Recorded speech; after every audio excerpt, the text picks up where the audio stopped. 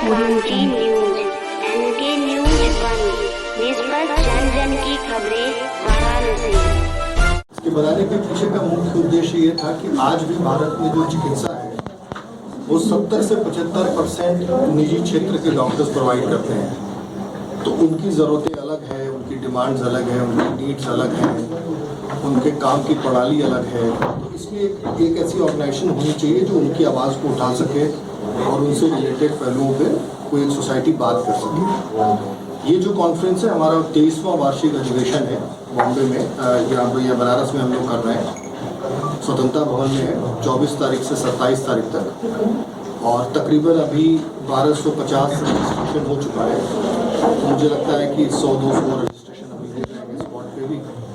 तो 1300 के आसपास लोग आएंगे।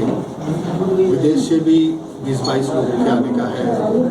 यूएस से है, कनाडा से है, ऑस्ट्रेलिया से है, श्रीलंका से है, बांग्लादेश से है। नहीं, बांग्लादेश से बाहर आ रहे हैं।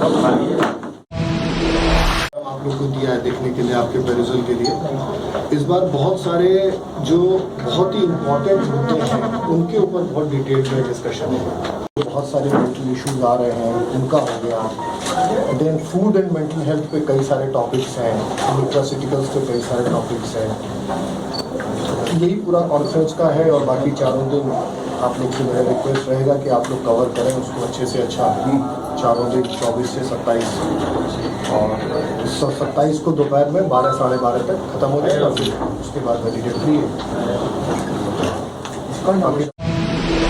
डॉक्टर हेमंत त्रिपाठी, मनोज चिकित्सक, वाराणसी।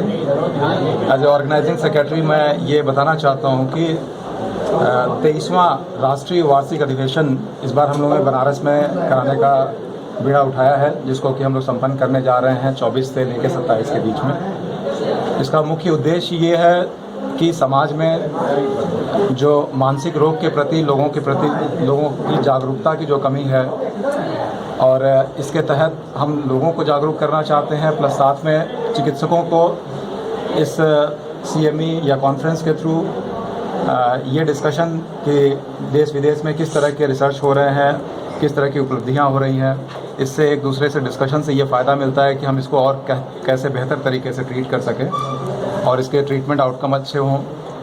तो इससे एक बड़ा संदेश पूरे इंडिया में जाएगा और पूरे विश्व में जाएगा, और एक सकारात्मक ऊर्जा का प्रसार होगा हमारे चिकित्सकों के बीच में भी, जो अभी भी नेग्लेक्टेड केसेस हैं मानसिक रोग के। पिछले कुछ वर्षों में आप लोगों ने देखा होगा कि कोविड की वजह से भी एकदम बूम सा आ गया है। बच्चों में कई तरह की बीमारियां, जैसे कि मोबाइल एडिक्शन हो गया, इंटरनेट एडिक्शन हो गया, न खेल पाने की वजह से उनके यहाँ फिजिकल डिसऑर्डर्स कई सारे आना शुरू हो गए हैं। अक्सर पेरेंट्स की ये कंप्लेन रहती है कि ये किस तरह की चीज़ है, बच्चा पढ़ता नहीं है, सोता नहीं है, हेडेक हो रहे हैं, प्लस उसकी डाइटरी हैबिट्स वगैरह गड़बड़ होते जा रहे हैं।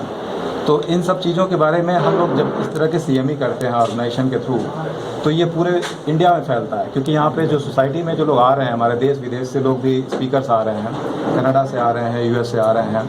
तो पूरे करीब हम लोग ने 120 घंटे का यहाँ पे एक सेशन रखा हुआ है, जिसमें एक दूसरे का जो ज्ञान है वो आदान प्रदान करते हैं। विश्व में और कई नई उपलब्धियाँ हैं उसके बारे में एक दूसरे को जानकारी देते हैं, प्लस अपने एक्सपीरियंस को साझा करते हैं इस कॉन्फ्रेंस में।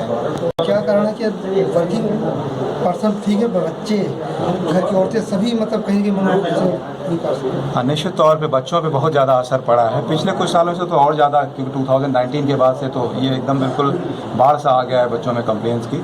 हाँ, और दिक्कतें ये हैं कि हमारे जो पेरेंट्स के एक्सपेक्टेशन है बच्चों के थ्रू, जो आउटडोर गेम्स की कमी है उनके में, और जो पेरेंट्स के एक्सपेक्टेशन, साथ में ओवर पेरेंटिंग या एक्सेसिव पेरेंटिंग जो होने शुरू हो गई है, जिसकी वजह से हर छोटी चीज़ों के पीछे हम लोग लगे रहते हैं कि हाँ बच्चा पढ़ नहीं रहा है, बल्कि उसके मेंटल हेल्थ पे ध्यान न दे करके हम उसके शारीरिक ध्यान पे फोकस ना करके ज़्यादातर फोकस करते हैं कि ग्रेड कैसे अच्छे से अच्छा लेके आए, तो उस पर ज़्यादा हम लोग फोकस करते हैं।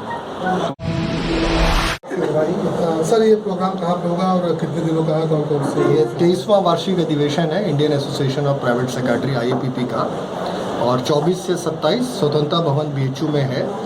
और जैसा डॉक्टर त्रिपाठी ने भी बताया, 1200-1300 लोग पूरे भारत और अगल बगल के देशों से, और अमेरिका और कनाडा और UK से भी लोग आएंगे।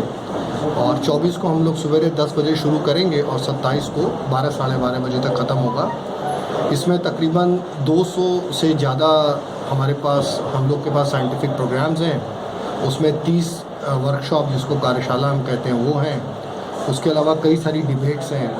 और इस बार जो सबसे महत्वपूर्ण चीज़ है, जो हम लोग इस समय जो ज्वलन समस्याएं हैं समाज की, उसके ऊपर बहुत विस्तार से चर्चा करेंगे।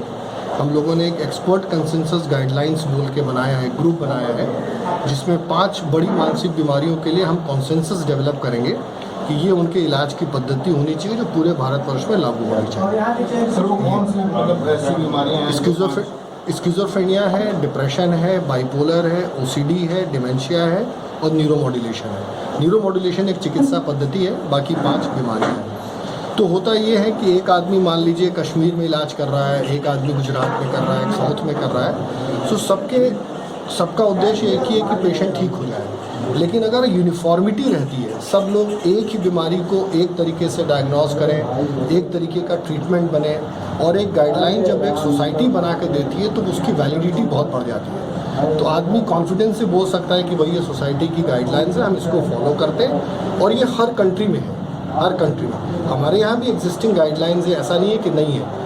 लेकिन अब IAPP एक अपनी गाइडलाइंस बनाना चाहती है जो कि सारे के सारे साइकियाट्रिस्ट पैन इंडिया पूरे भारत में जो है उसको वो फॉलो करेंगे। इसको करने की इस कॉन्फ्रेंस में इसकी हम शुरुआत कर रहे हैं और 3 साल में इसको हम लोग का ख़त्म करने का प्लान है।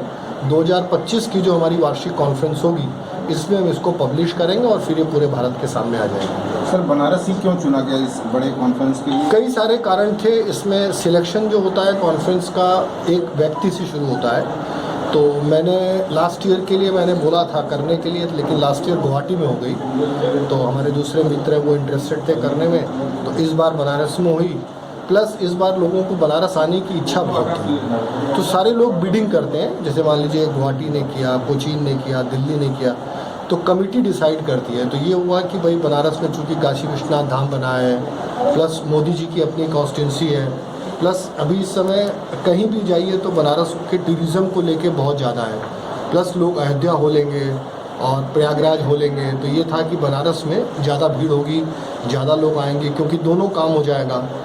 साइंस का काम हो जाएगा कॉन्फ्रेंस के थ्रू, और फैमिली के साथ अगर आते हैं तो उनका टूरिज़्म भी हो जाएगा। ये ही मेन रीज़न था। सर जिस लीडर क्रांति न्यूज।